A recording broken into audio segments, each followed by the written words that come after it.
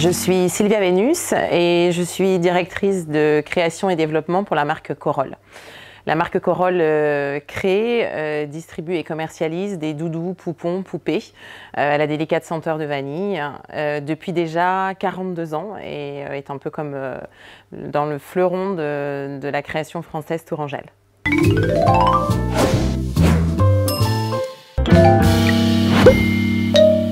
Ce qui m'intéresse particulièrement dans le design, c'est son sens premier, à savoir sa fonctionnalité, son utilité. C'est probablement pour ça qu'il fait appel à nos sens, parce que le design se voit, il se touche, il se mange, il se sent. Il est vraiment empreint dans notre quotidien. Et il a un sens bien plus profond à mon sens, c'est qu'il s'est adapté à l'évolution de nos sociétés. C'est une empreinte de nos civilisations qui a évolué avec l'homme, au fil de nos interactions, avec plusieurs paramètres, avec plusieurs notions, plusieurs valeurs. Alors je pense à l'industrialisation, l'ingénierie, la nature, le monde qui nous entoure, notre environnement. Et donc en ce sens, le design est profondément intéressant dans son impact qu'il a dans nos vies, parce qu'il concourt finalement à une notion de bien-être ou alors de mieux-être au quotidien, dans son utilité, dans son utilisation. Et tout ça avec une note d'innovation, de curiosité, d'ingéniosité, malignité, d'astuces aussi au quotidien, qui s'apparentent évidemment aux designers, c'est-à-dire ceux qui sont à la genèse du design.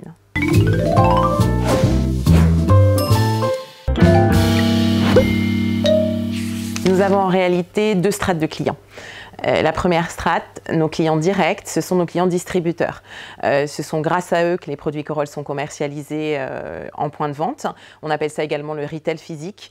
Dans nos clients, sans les citer de façon exhaustive, vous allez retrouver des magasins comme La Grande Récré, Jouet Club, King Jouet, mais aussi les grands magasins tels que Galeries Lafayette, Le Bon Marché, et aussi plein d'autres enseignes que vous devez connaître, spécialistes de l'enfant, tels Auxibus, Éveil et Jeux, Monoprix et autres.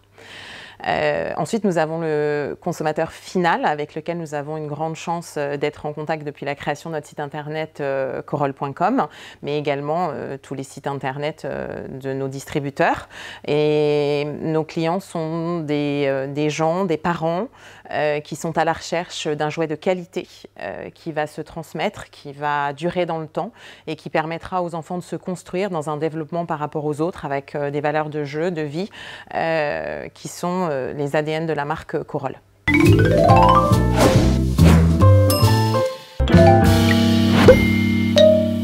L'écologie du design ou le design écologique, c'est une vision de la création ou de la conception où l'homme s'intègre habilement à son environnement naturel de vie.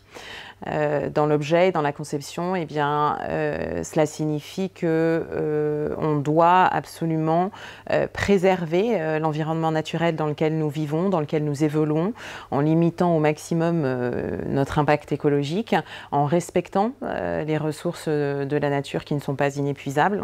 Alors, d'un point de vue entreprise, évidemment, ça se traduit par beaucoup d'initiatives, beaucoup d'études qui sont faites pour utiliser des matériaux plus responsables, des matériaux recyclés, avoir une vision de la production plus raisonnée. Et puis, à titre personnel, hein, puisqu'il y a aussi tout ça dans ces notions, c'est repenser nos modes de consommation. A-t-on vraiment besoin de cet objet ? Va-t-il m'apporter une notion de bien-être ou de mieux-être? Est-ce qu'il s'intègre dans mon mode de vie? Est-ce que le prix est le reflet d'une qualité? Est-ce que pour moi, cet objet va m'accompagner longtemps dans ma vie? Alors ça, c'est important parce que lorsque l'on conçoit le vrai travail de design, lorsque l'on conçoit un objet, on pourrait aussi intégrer la notion de cycle de vie. Pourquoi? Eh bien parce qu'on a été vraiment on a vraiment été à un moment donné dans une notion de consommation rapide, éphémère, on prend, on jette, on essaye avec des consommateurs très hédénistes. L'idée, ce serait aussi de se dire, est-ce qu'on repense les matériaux qui ont parfois des coûts plus élevés, mais dans une longévité, c'est-à-dire de l'objet qui dure, qui nous accompagne, qui est solide. C'est une notion intéressante parce que chez Corolle, on en est certain, la poupée Corolle ne se jette pas. Elle va se transmettre et la raison pour laquelle elle se transmet, c'est que la qualité des matériaux utilisés eh bien, perdure dans le temps. Ça nous permet de véhiculer un message intergénérationnel comme ça, où une maman va ressortir la poupée qu'elle avait dans son enfance, donc une véritable Madeleine de Proust, qu'elle sera capable ensuite très religieusement d'offrir à son enfant avec tous les souvenirs qui l'accompagnent. Alors c'est assez intéressant. On a aussi une clinique chez Corolle, des poupées Corolle, qui va permettre à de nombreux consommateurs de ressortir la poupée de leur enfance et puis d'enlever un coup de feutre ou alors une petite main mordue par le chien. Enfin, en tout cas, de donner bonne mine à ces poupées qui ont été achetées il y a des années, 20 ou 30 ans plus tôt, et puis pour être de nouveau adoptées dans les foyers. Cette notion d'écologie du design, elle va aussi s'intégrer pour qu'on soit bien, pour que la nature soit omniprésente, que l'on vive en milieu rural ou urbain. Ce qui est intéressant, c'est de se dire que cette nature, on en a besoin et pour qu'elle perdure autour de nous, il faut qu'on la préserve. La deuxième partie du sujet qui nous intéresse aujourd'hui est la sensorialité. Lorsque l'on m'a posé la question, je me suis dit que finalement, l'entreprise Corolle, qui a 42 ans, qui est née en Touraine il y a 42 ans déjà, finalement était très avant-gardiste par rapport à ce sujet. Pourquoi? Eh bien parce qu'une poupée Corolle, finalement, est ultra sensorielle. Alors on l'appelait comme ça à l'époque ou pas, le concept d'objet, de design sensoriel n'existait peut-être pas, mais il est toutefois très intéressant parce qu'une poupée Corolle est jolie, elle est belle à croquer, on en mangerait presque tellement elle sent bon, elle se sent, elle se touche, elle se câline et elle s'intègre tout à fait dans l'éveil des sens d'un enfant. Ce qui est intéressant aussi, c'est que la qualité de vinyle que nous utilisons est proche de la peau humaine. Elle est très douce, presque avec un toucher velouté qui se rapproche de la peau humaine. Et la délicate senteur de vanille qui est intégrée dans nos produits réveille les sens des enfants, mais surtout a pour vocation de les apaiser. C'est une senteur qui est très singulière, qui est comme un marqueur olfactif. Cette odeur est tellement singulière que les gens l'appellent le parfum Corolle. Ah, ça sent Corolle. Ça montre bien que dans notre rapport à l'objet, l'éveil de nos sens concourt à son acceptation, à des valeurs de bien-être ou de mieux-être. Tout ça pourrait, je pense, répondre à une partie de la définition d'un design sensoriel.